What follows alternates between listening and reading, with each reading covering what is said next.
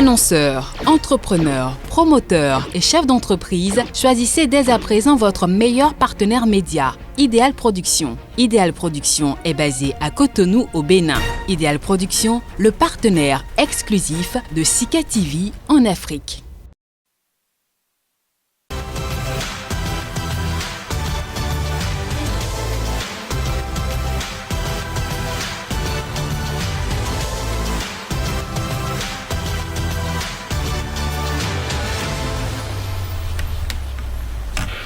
Bienvenue à tous, mesdames, messieurs. Présidentielle du 11 avril prochain, l'opposition traditionnelle au régime talent recalé pour le scrutin ne se voit toujours pas en jeu.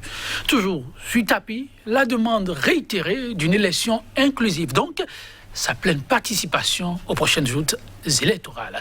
À la liste des priorités, pour elle, s'ajoute la question dite de réconciliation nationale et la libération de la candidate du parti Les Démocrates, Rekia Madougou. Ce fut au détour de ce qu'il convient d'appeler l'appel de Parakou. C'était le dimanche 14 mars dernier.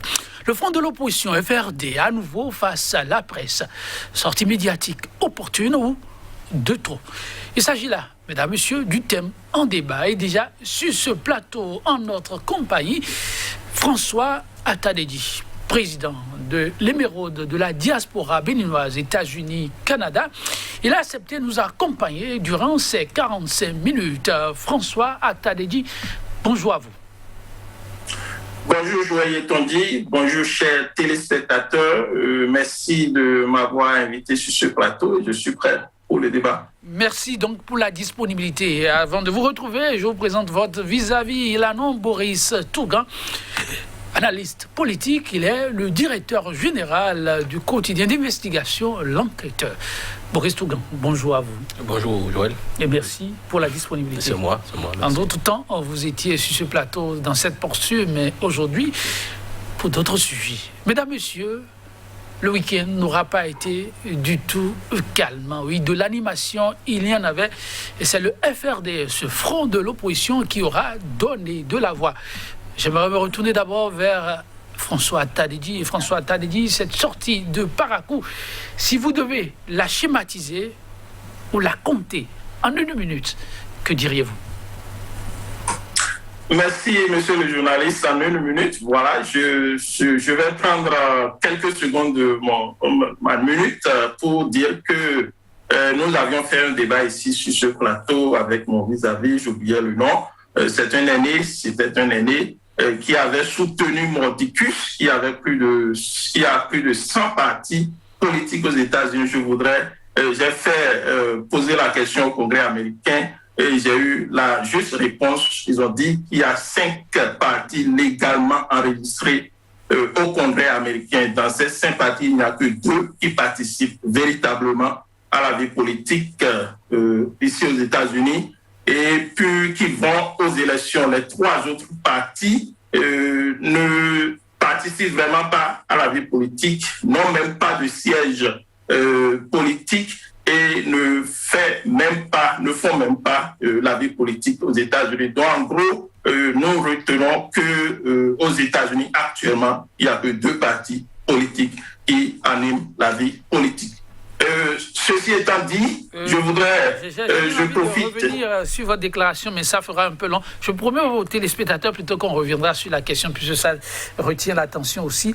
On va essayer d'aller sur ce qui nous retient ce matin et on y revient amplement sur d'autres plateaux. C'est promis, ça se fera. Oui, monsieur Atadedi, pour ne pas perdre le fil des choses, je vous accorde entièrement une minute promise là. Les secondes de tout à l'heure, je ne les comptabilise pas. Allez-y. Merci beaucoup, monsieur le journaliste, j'apprécie. Je dirais que la sortie du front, le front pour la restauration de la démocratie n'est pas une sortie de trop. Étant dire que dans notre pays, le Bénin, la Constitution a bien stipulé que l'animation de la vie politique est l'apanage des partis politiques. Donc, je pense que l'opposition n'était que dans son rôle, celui-là qui consiste à animer la vie politique. Ils sont sortis, l'opposition est sortie hier à Parakou, et ils ont dit ce qu'ils pensent de la vie politique, ce qu'ils pensent de ce qui se passe au Bénin actuellement du point de vue politique. Et je pense qu'ils ont pleinement, l'opposition a pleinement son droit de se prononcer et de dire tout ce qu'elle a dit hier à Parakou. C'est leur rôle, c'est leur droit. La Constitution leur a conféré quand même ce droit d'animer la vie politique. Merci bien. On reviendra sur le contenu de ce message, les points saillants de cette sortie médiatique. Mais avant, oui, à Boris Tougan, beaucoup la disait Amof après ce coup de tonnerre, l'arrestation de la candidate recalée pour la présidentielle, Rekiat Madougou, même si les faits n'étaient pas liés à cette sortie de Porte-Novo. Les voilà unis, sans elle, à Parakou, mais avec une grosse pensée pour elle. Comment l'analyste apprécie-t-il cette sortie? Merci Joël. Je remercie mon vis-à-vis pour ses efforts de recherche. Mais c'est une parenthèse, mais je dois lui rappeler que comparaison n'est pas raison. Nous sommes au Bénin en ce moment. Et l'atmosphère est tellement délétère et tout est nocif. Si bien que parler politique aujourd'hui, c'est comme si nous essayons d'inventer la roue. On peut décider de réduire le nombre de partis politiques à 2 au Bénin, comme il le dit aux États-Unis, mais il faut que la procédure aux États-Unis, les procédures sont claires et on sait à quoi s'attendre quand on veut s'engager dans une manœuvre. Donc, nous ne devons pas comparer ce qui n'est pas comparable.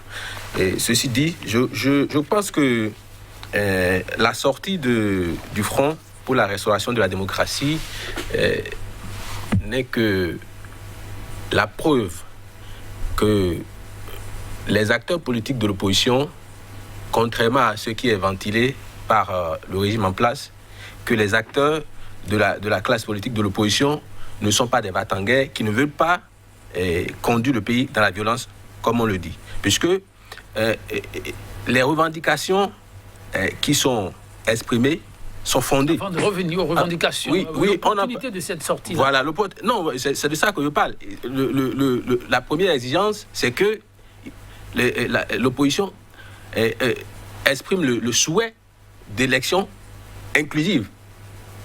Vous voyez, aujourd'hui, parce que toutes les conditions ne sont pas réunies pour que ces élections soient inclusives. On a exclu les candidats de l'opposition. Et en dehors de ça, nous n'avons pas une idée claire des lois sur lesquelles nous organisons ces élections-là. Le code électoral peut être interprété à tort et à travers.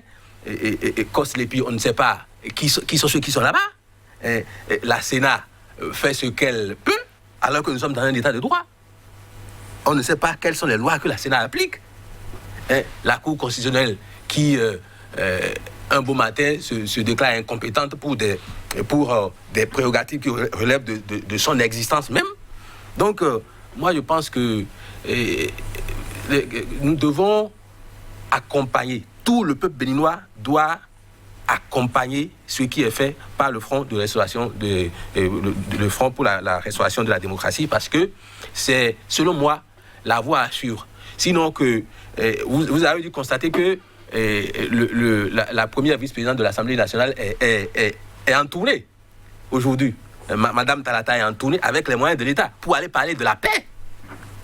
Elle nous parle de paix, alors que à l'Assemblée nationale, ils n'ont posé aucun pas qui nous conduise vers la paix. Donc, moi, je pense que la démarche du Front vise à suppléer à cette carence d'actes majeurs pour suivre les propos. Parce qu'on nous parle aujourd'hui, les membres du gouvernement font une tournée pour appeler à la paix. Mais en amont, il n'y a pas de geste qui concourt à la paix. Donc moi, j'estime que la démarche du Front est une démarche de sagesse, étant donné que, vous voyez, dans ce Front, il y a le professeur Alessandro Ndondi, le président Soglo, le professeur Aïvo, et vous ne voyez pas cette association de substances grises déversées dans le caniveau où on veut les jeter. Voulez-vous, monsieur Boris Touran, qu'on vous suit lier l'appel à la paix à la concrétisation de ces requêtes? Vous dites que ceux qui appellent à la paix aujourd'hui n'ont pas préalablement posé les actes qui concourent à la paix et que cette sortie entre en droite ligne de ce qu'il faut pour la paix. Oui. Moi, j'estime que au lieu d'organiser une tournée gouvernementale pour parler de la paix, le régime actuel ferait mieux d'écouter le peuple à travers le front. Parce que monsieur le professeur Aïvo avait déposé sa candidature dans les conditions que nous savons. Et la suite, nous la connaissons. Finalement, il a rejoint tous les autres pour que l'opposition puisse parler d'une même voix. Et ce sont les revendications de chaque composant de l'opposition qui sont reversées dans la plateforme du front. Et moi, j'estime que le gouvernement devait prendre ça au sérieux parce que ce n'est pas en faisant une tournée où on parle de paix, alors que aujourd'hui, le gouvernement ou ses partis qui affiliés, que ce soit l'UP et le Bloc républicain, installent des comités de campagne. Ce n'est pas la démarche à suivre. Est-ce que toutes les conditions sont réunies pour que tous les Béninois se sentent concernés par ce qui est fait? Parce que ce sont des frustrations que nous avons ressenties qui avaient amené aux événements des 1er 2 mai 2019. Donc moi, j'estime que nous devons éviter ces frustrations-là où on met dans l'opinion qu'on va arrêter les gens. Non, ce n'est pas là le problème. Ce n'est pas là le problème. Nous devons tous poser des actes qui concourent à la paix. Et c'est ce que le front fait. Et moi, j'invite alors le gouvernement à aller dans ce sens et de ne pas cesser de bomber la poitrine pour monter les muscles. Ça ne sert à rien. Parce que ceux qui menacent d'arrêter les gens sont combien? Mais le peuple, personne ne sait d'avance quelle sera la réaction du peuple. Puisque en 2019, les gens n'ont pas eu la possibilité de choisir leurs élus. On est allé les installer. Et pour les communales, il y a certains qui ont eu la chance d'être élus, mais on s'est targué de notre principe et on a modifié le code électoral pour permettre aux chefs de partis politiques des deux, l'Union progressiste et le BR, de nommer les maires. Vous imaginez une ville comme Porto-Novo, je vous donne un exemple, une ville comme Porto-Novo qui a choisi un élu du PRD, mais ce n'est pas un élu du PRD qui gère la ville aujourd'hui. Donc, le pouvoir en place doit se faire réminiscence de ces choses-là pour éviter que le pire n'arrive. Parce qu'une élection présidentielle est une élection majeure. Et je ne pense pas que les gens puissent accepter qu'on aille parachuter quelqu'un qui n'est pas élu. Oui, c'est votre regard. Mais M. Attadi, vous avez suivi aussi votre vis-à-vis dans son développement. Est-ce que l'opposition, à travers ce front, posant comme balise essentielle la requête relativement à l'élection inclusive, s'inscrit dans la droite ligne de ce qu'il faut aujourd'hui, comme le souligne votre vis-à-vis? Merci, monsieur le journaliste. Très tard dans un monde trop vieux. D'accord, l'opposition, le front. Moi, j'apprécie beaucoup la démarche du front hier à Parakou. Le front n'avait pas incité à la violence. Le front n'avait pas dérobé aux règles démocratiques de notre pays hier à Parakou. Mais j'avais dit que le front est venu trop tard dans un monde trop vieux. Les acteurs politiques auraient pu entreprendre cette démarche qu'ils ont entreprise à Parakou hier. Celle-là qui consiste à vraiment dire ce qu'il faut. Celle-là qui consiste à relever les points bas du code électoral et de la charte des partis politiques. Les points bas de notre démocratie. Pacifiquement, relever ces points pacifiquement. Retenez-vous que la démocratie, c'est ce système-là qui n'est jamais parfait. C'est un système qui, chaque jour, en train de chercher à trouver des solutions, en train de chercher à parfaire ces règles du jeu. C'est la démocratie, c'est un système... Pourquoi dites-vous trop tard dans un monde trop vieux? Oui, parce que, rappelez-vous, à Porto Novo, quand les ténors de l'opposition étaient réunis à Porto Novo, ils n'avaient pas tenu le même langage qu'ils avaient tenu à Paracou. À Porto Novo, c'était l'incitation à la violence. À Porto Novo, c'était que si nous, on ne participe pas aux élections, il n'y en aura pas d'élection.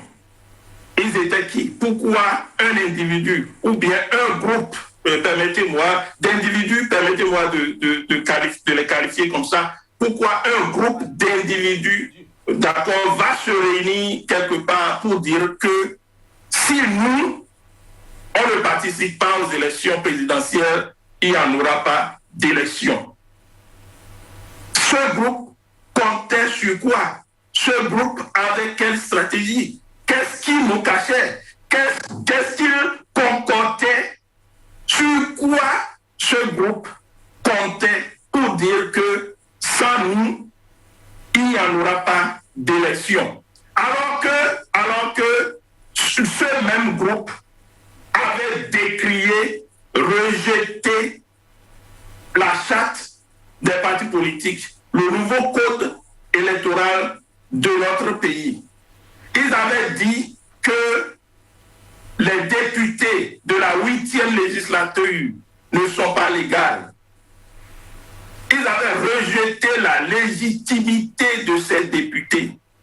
Et c'est ces députés qui ont voté les lois de la République, c'est ces députés qui ont changé le code électoral et la charte des partis politiques. En même temps que nous rejetons ceux qui ont voté la loi et que nous rejetons en bloc la loi, bizarrement, nous nous présentons en duo parce que je respecte les candidats qui se sont représentés à la Sénat, qui se sont présentés plutôt à la Sénat le jour du dépôt des candidatures, bien de produire les 4 jours du dépôt des candidatures, les candidats qui étaient là en singleton, sans colistier ou colistière, et qui ont dit qu'eux, ils sont venus poser leur candidature à la base, sur la base de la Constitution de 1990. Ceux-là, on peut les qualifier d'opposants, on peut les qualifier de l'opposition. Mais ceux qui ont rejeté les lois votées pour cette élection du 11 avril 2021 et qui bizarrement sont venus en duo, sont venus déposer leur candidature en duo, voudra dire que vraiment ils voulaient quelque chose et son contraire. Nous ne pouvons pas parler du revers de main la loi qui a été votée pour ces élections et maintenant, bizarrement, venir nous conformer parce que venir en duo déposer sa candidature veut dire valider ces mêmes lois qui ont été rejetées par cette même opposition. Il y a quelque chose qui ne va pas. Moi, je ne comprends pas ce que dit mon interlocuteur. Est-ce que les opposants béninois sont armés? Ils ne sont pas armés, ils n'ont pas les armes pour s'exprimer comme vous le dites là. À la date d'installation de cette législature qui a voté les lois liberticides qui nous ont conduits dans le trou où nous sommes aujourd'hui, les populations se sont mobilisées à Porto Novo.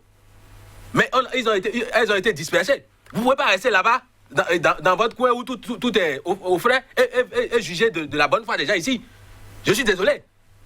Est-ce que ce sont les opposants qui ont demandé à Patrice Talon ou à son équipe de modifier le code électoral en pleine élection municipale en violant le protocole additionnel de l'UEMOA?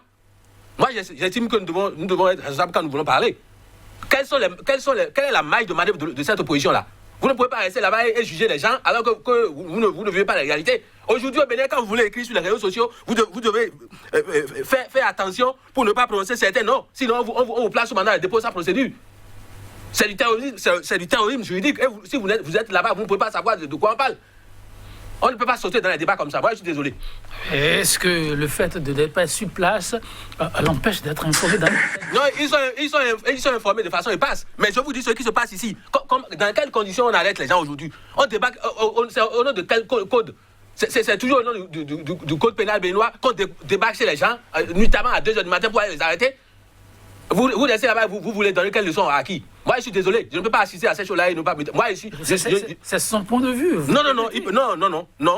Son point de vue ne peut pas apparaître comme un cheveu sur la soupe. Je suis désolé. On va lui permettre d'évoluer.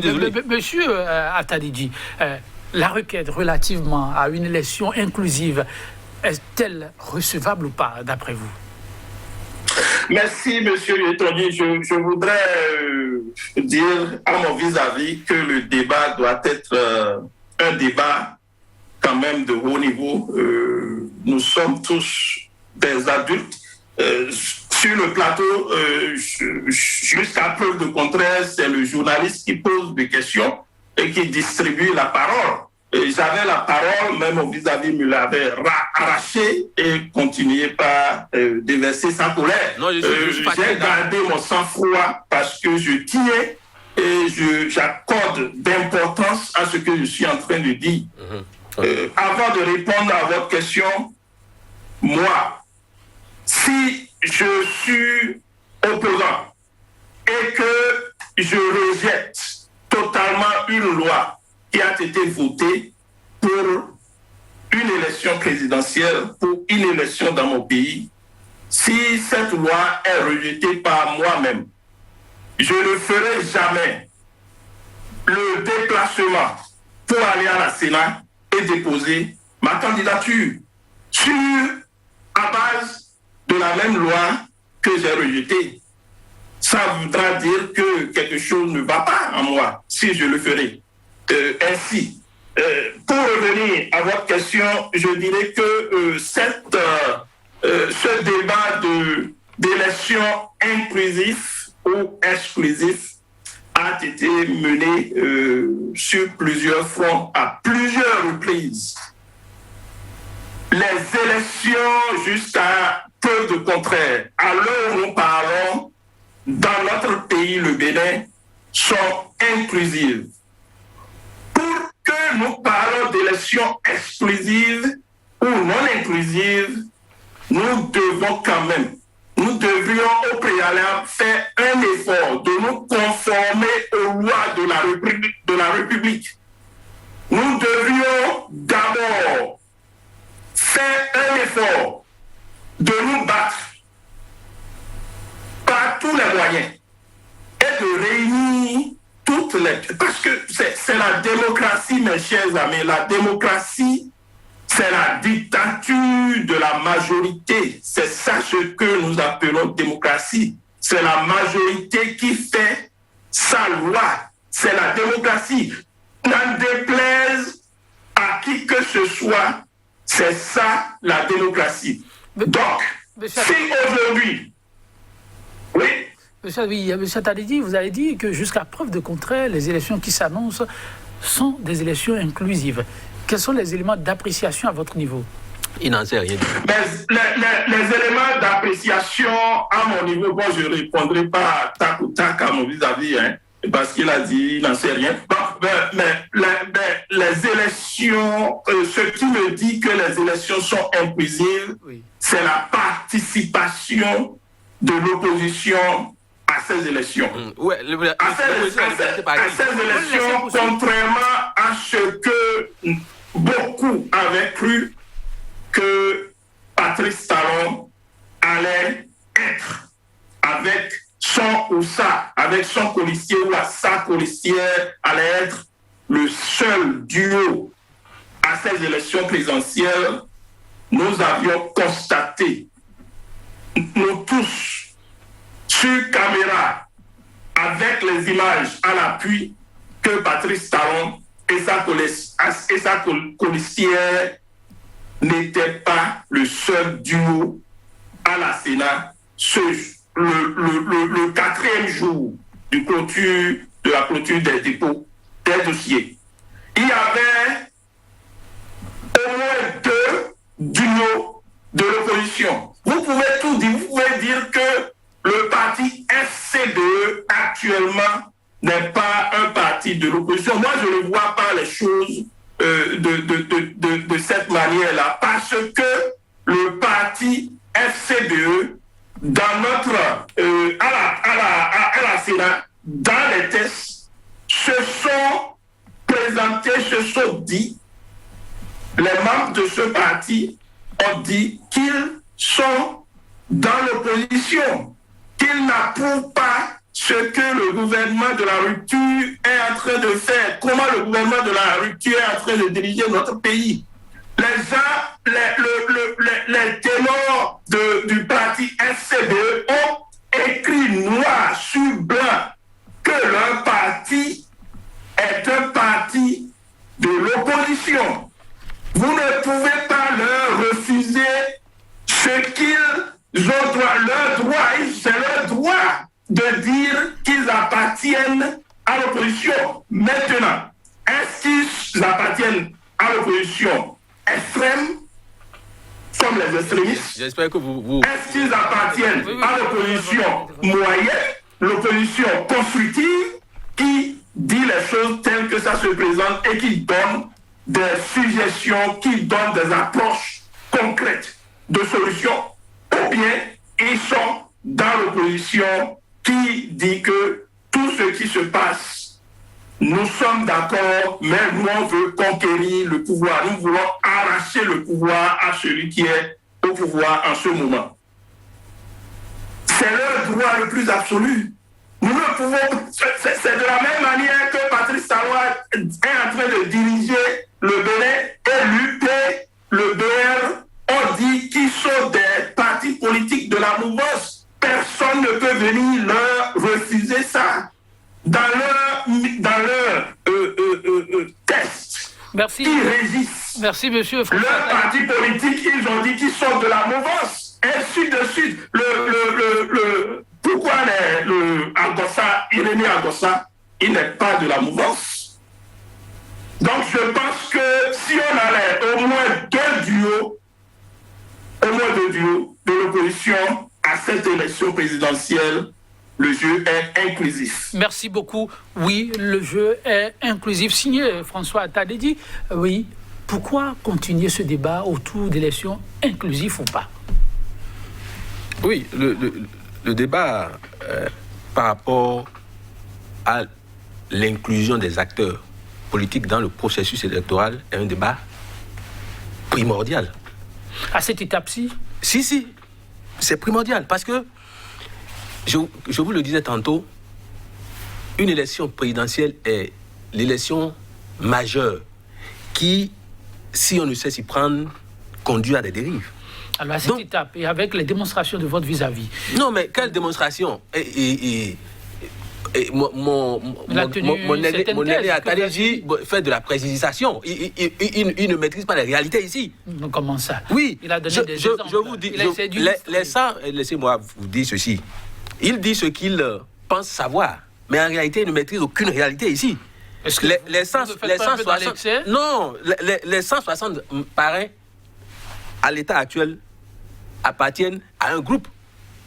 Et lors du dépôt des dossiers pour les présidentielles, il y a eu des révélations. C'est le chef qui appelle pour instruire à qui on doit remettre les parrainages. Le duo des FCBE, on sait comment ils ont eu leur parrainage. Le duo de Corentin Coré. Mais le parrainage dont ils bénéficient ont été remis à quelqu'un d'autre qui n'en a pas fait usage. C'est pour cette raison qu'ils ont été choisis au pied levé. Mais on sait celui qui choisit les parrains. Donc ne faisons pas preuve de malhonnêteté intellectuelle, disons les choses telles qu'elles sont. Et quand M. Attali disait tantôt que lui, il considère que les candidats qui ont déposé leur dossier en tant que singleton. Gani Ousoglo qui a fait cet exercice-là, vous avez vu comment il a terminé 2 balles dans le droit. Vous n'allez pas... Un dossier qui suit son cours, il ne faut pas lier ça forcément. Non, attendez. Personne ne peut m'inquiéter, moi. Pendant que Gani Ousoglo n'avait pas déposé sa candidature, rien ne lui était arrivé. Ça peut être une coïncidence. Vous permettez, puisque le dossier... Non, lui, il a parlé pendant près d'une demi-heure. Laissez-moi parler. On vous laissera parler. Les candidats de l'opposition n'ont pas eu le parrainage. Les candidats de l'opposition n'ont pas eu le parrainage. Et dans certaines déclarations, il est apparu clairement ceci. On a dit à un leader de l'opposition, bon, et Monsieur Eric Koundété, nous vous donnons le parrainage, faites-en ce que vous voulez, mais ne donnez pas ça à quelqu'un de telle région si vous ne voulez pas que le pouvoir aille dans cette région-là. Hein? Et c'est ce qui a fait que la personne qui devait représenter ce parti politique pour aller aux élections n'a pas eu le parrainage. Moi, je parle de ce que je sais. Donc, dire que les élections sont inclusives, il joue à la politique de l'autruche, parce qu'il sait très bien, M. Attali, il sait que si ça pète, il n'est pas ici. Il va regarder les événements à la télé. Mais nous sommes dedans, nous sommes dans la fournaise, on est ici. C'est pourquoi nous avons obligation de dire, c'est les gens comme M. Attali dit qui vont conduire Patrice Talon dans un ravin. Je vais vous dire une chose. Monsieur Patrice Talon a bénéficié d'une mobilisation populaire à toutes les étapes de sa vie. Quand il a été arrêté ici dans ce pays pour une affaire de subvention de coton, tout le monde l'a suivi. En 2016, il a gagné les élections 65%. En 2021, puisqu'il a dit qu'il travaille pour les Béninois, il n'a pas besoin de ces stratagèmes-là pour gagner les élections. On est en plein stratagème là. Oui, je vous dis, tous ceux qui ont le parrainage ont été choisis par le régime. Sinon, vous n'aurez pas. Parce que vous n'exagérez pas. Non, je suis péremptoire, ils le savent. Mais je leur dis qu'ils n'ont pas besoin, d'amener. Ce sont des enfants de pauvres. Patrice Talon n'est pas un enfant de riche. Un enfant de pauvre comme Patrice Talon n'a pas le droit de faire la pagaille. Il est en train de faire la pagaille. Et ce n'est pas bien. Vous n'avez pas dit ça. Non, mais c'est lui-même qui a parlé de pagaille. La pagaille, il est venu retrouver les Béninois dans la pagaille. Et au lieu de nous conduire à la césure, à la rupture, il fait de la pagaille. Il n'est pas bien conseillé. Moi, je lui dois cette sincérité parce que je le connais et il a été pour beaucoup dans ma vie. Moi, je n'aime pas voir ceux que j'aime en difficulté. Patrice Talon. Qui vous dit qu'il est en difficulté, monsieur? Mais il est en difficulté, il ne dort plus. Alors que c'était tellement simple. Vous êtes dans sa chambre? Non, mais moi, je suis béninois. Fondamentalement béninois. Et moi, je dors à 5h du matin. Je ne plaisante pas. Si je veux savoir ce que je veux, j'ai été quand même 20 ans journaliste et j'aime mon réseau. Si je veux savoir quelque chose, je le sais. Bon, un journaliste d'investigation n'est pas un enquêteur quand même. Bon, donc moi, j'estime que... Monsieur Attali, votre vis-à-vis dit quand même de ne pas perdre de vue qu'il y a ce qu'on pourrait appeler opposition modérée, opposition constructive, opposition radicale. Est-ce que ce n'est pas une nuance qu'on pourrait prendre en compte? Il n'y a pas de nuance en l'état actuel du paysage politique de mon pays. La nuance, c'est que il y a des gens qui font semblant d'être des opposants, mais ils veulent juste des prébendes chez Patrice Talon. Et ils sont dans l'antichambre de l'opposition. Et dès qu'on jette les miettes, ils sont déçus. Je ne veux pas vous citer des noms, mais vous avez entendu des gens qui se disaient opposants jusqu'à un passé récent, comme les Bétin Korovi, mais dès la première occasion, ils ont tous sauté. Ça, ce n'est pas l'opposition. Les Yéné Agossa, Corentin Coré et autres, c'est pas de l'opposition. Les FCB aujourd'hui, ce n'est pas de l'opposition. Bon, à chacun, comme je dis, à chacun son regard, c'est votre regard, le regard de votre vis-à-vis. L'appel, donc, pour une élection inclusive tiendra sa source d'où, si vous devez au résumer?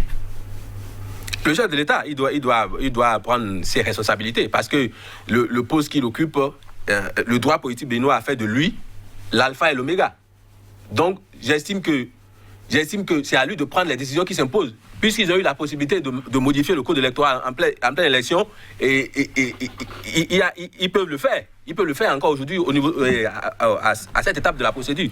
Mais ils n'ont qu'à se simplifier la vie. Le cas de Rikiat Madougou qui a été arrêté dans les conditions que je vois, parce que ça, on n'a pas besoin d'arrêter Rikiat Madougou parce que cette dame, combien de personnes la connaissent au Bénin? Moi, au départ, on nous a parlé de comment vous appelez, un certain Tidjani qui a été arrêté par son frère, et après, on nous parle d'un colonel, le procureur spécial près de la Criette a fait une déclaration. Le ministre Soglo, comment on appelle, Kérékou, le ministre Kérékou aussi a fait une déclaration pour parler de... Non, le ministre Kérékou, Modeste Kérékou, n'avait pas besoin de faire des déclarations. Il devait reverser toutes les preuves dont il disposait. Vous abordez la question de la libération de Rikiat Madougou. Est-ce que cette opposition, en donnant de la voix, il y a, disons, 24 heures, avait bien fait d'évoquer un sujet comme celui-là pendant devant la justice? Oui, non, le dossier était pendant devant la justice. Malgré ça, le ministre Modeste Kérékou a fait sa déclaration. Mais vous n'êtes pas sans savoir... Ce n'est pas temps d'arrêter cela et laisser la justice faire son travail. Non. La procédure a été déjà viciée par toutes ces démarches-là, c'est des démarches contradictoires qui ne sont pas en harmonie avec la loi. On ne peut pas conduire quelqu'un en prison dans ces conditions-là. Ça pose un problème d'image à l'international. Donc vous devez comprendre pourquoi le Front a exigé la libération, parce que ce n'est pas une bonne procédure qui permette au Bénin de sauvegarder son image. Donc, à travers leur appel, vous voyez l'image du Bénin qu'on veut restaurer. Oui. François Tédédi, cette sortie de l'opposition, avec l'évocation de la supposée libération de Rikiat Madougou, comment vous l'appréciez? Merci, monsieur le journaliste. Je pense que nous devons quand même apprendre à respecter la démocratie, à respecter les institutions de notre pays. L'opposition appelant à la libération de Rikiat Madougou, je l'apprécie comme son droit, le droit de l'opposition le plus absolu, de monter au créneau et de réclamer la libération de l'une des leurs.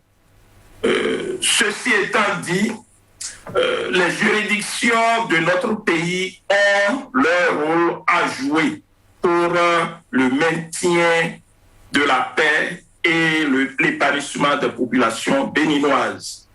La justice est là pour traiter des questions liées à la justice. Nous allons laisser la justice faire son travail. J'ai dit tantôt que l'opposition n'est que dans son rôle. L'opposition, c'est comme un avocat défenseur. Et l'avocat défenseur, quels que soient les crimes de son client, il va monter au créneau pour dire que son client est innocent, son client ne mérite pas ça. Même à la justice, dans la salle d'audience, l'avocat défenseur va plaider pour son client, va dire quand même, demander à ce que la peine, la sentence soit moindre par rapport à ce que le procureur demande. Donc, je ne leur trouve pas tort. Ils sont dans leur rôle, ils sont quand même, ils sont en train de jouer quand même le rôle qui est leur. Maintenant, pour ce qui concerne, si vous me permettez, je vais rapidement dire quelque chose sur le rôle d'un procureur de la République. J'ai entendu parler dans cette affaire de Rikiat Madougou que le procureur est en train de faire ce que le gouvernement lui dit de faire, tout ça. Nous oublions que le procureur n'est pas l'ami de l'accusé, d'un accusé. Le procureur est là pour incriminer un accusé. Son rôle n'est pas de regarder dedans, comme on le dit chez nous. Il est là, son rôle primordial, c'est d'amener les gens en prison. C'est de condamner les gens. C'est le rôle numéro 1 d'un procureur. Donc si nous prenons quelqu'un, si on nomme quelqu'un comme procureur, il doit jouer son rôle, celui-là, de chercher les voies et moyens, les preuves pour condamner un accusé.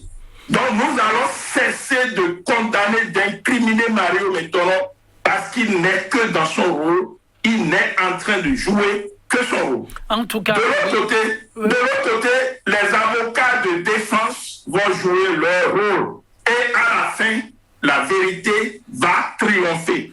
Maintenant, quand mon vis-à-vis a dit que Patrice Talon a arrêté Réki Amadougou, il n'a qu'à montrer les preuves.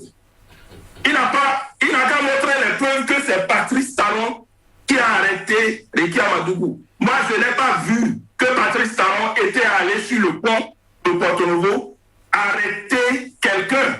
Je n'ai pas vu Patrice Talon en train de s'adresser à Réki Amadougou. Si mon vis-à-vis a les preuves que moi je n'en ai pas, il n'a qu'à faire sortir sur le plateau. Je ne pas l'avocat personnel du chef de l'État. Vous savez que le procureur spécial près de la criette est aux ordres de la chancellerie qui est dirigée par M. Kerem, qui est l'avocat personnel du chef de l'État. Nous sommes en droit. Ce sont des détails qui ne doivent pas vous échapper. Monsieur Touga, montrez-moi les preuves que c'est Patrice Talon qui a arrêté. En tout cas, François Tadedi et monsieur Boris Tougan, s'il vous plaît, monsieur Tadedi et monsieur Tougan, c'est un dossier qui va dans tous les sens. Le constat est plus évidence.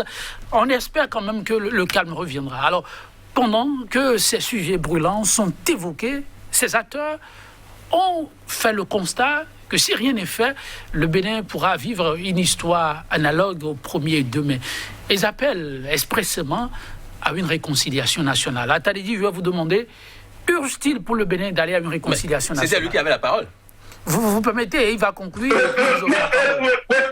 Si je dois conclure, je vais dire qu'une réconciliation nationale, oui, nous souhaitons toujours, même avant, pendant et après une élection, une réconciliation nationale est possible. Mais ce qui n'est pas possible, selon moi, à l'heure où nous parlons, c'est de dire de sursoir tout et de reprendre tout à zéro parce que nous voulons un dialogue national, nous voulons une réconciliation nationale, on arrête le processus qui est en cours, on annule tout et puis on reprend à zéro. C'est ce qui n'est pas normal, c'est ce qui peut-être ne sera pas acceptable. Pour conclure, je vais dire, je lance un coucou aux émeraudes de la diaspora béninoise des USA, Canada, pour les efforts qui ne cessent de consentir tous les jours. Nous nous battons pour l'élection Monsieur François Tadedi, à la tête de notre pays. Et je les remercie pour ça. Merci. Moi, Oui. Moi, je pense que je dois toucher un mot par rapport au dossier. Allez-y, quelques minutes, on va se séparer. Je voulais dire ceci. Au fait, on n'avait pas besoin de cette mise en scène pour régler le cas Madougou. Et cette dame-là, si ce n'est pas qu'on l'a amenée pour la positionner comme candidate des démocrates, quel est son poids politique au Bénin? Les gens, on aurait pu lui donner le parrainage, elle ira échouer de la façon la plus ordinaire. Elle ne peut pas avoir 10%. D'abord, l'agglomération ou le département qui est censé être son fief politique, les gens ne sont pas prêts à l'effet de choisir une femme pour diriger. Donc on aurait pu tenir compte de ces réalités sociologiques et l'envoyer se casser la gueule. Au lieu de déployer toute cette énergie-là, mon grand frère Patrice Talon a été... On l'a rendu populaire. Oui, on l'a rendu populaire. Les gens ont mal conseillé mon grand frère Patrice Talon. Ils l'ont conduit dans un trou. On n'avait pas besoin de tout ça pour régler le cas Madougou. Donc par rapport à ça, la réconciliation, tout ça est contenu dans la réconciliation. Nous devons poser des actes. Contrairement à ce que mon vis-à-vis dit, il est aux États-Unis, là-bas, il dit ce qu'il veut. La réconciliation, au lieu de vouloir éviter du temps, de perdre du temps, perdons le temps et faisons bien les choses. Pourquoi en 1989, le général Mathieu Kérékou n'a pas refusé de convoquer la conférence nationale? Il l'a fait. Et aujourd'hui, nous en profitons. Donc, moi, j'invite le président Patrice Talon à accepter la main tendue de l'opposition pour que tout le monde s'asseigne hein, pour qu'on évite les affrontements inutiles. Merci à vous, monsieur Tougrand. Merci également à vous, monsieur Atadedi, chers téléspectateurs. On va s'en arrêter là. On va poursuivre dans la logique de la paix. Pourquoi pas? La paix n'est pas un vent, c'est un comportement. Et Franklin Roosevelt de dire quiconque veut s'épanouir doit oser. La seule limite à notre épanouissement de demain sera nos doutes d'aujourd'hui. Cessons donc de douter. À très bientôt pour notre plateau de 100% Bénin. Au revoir. Merci.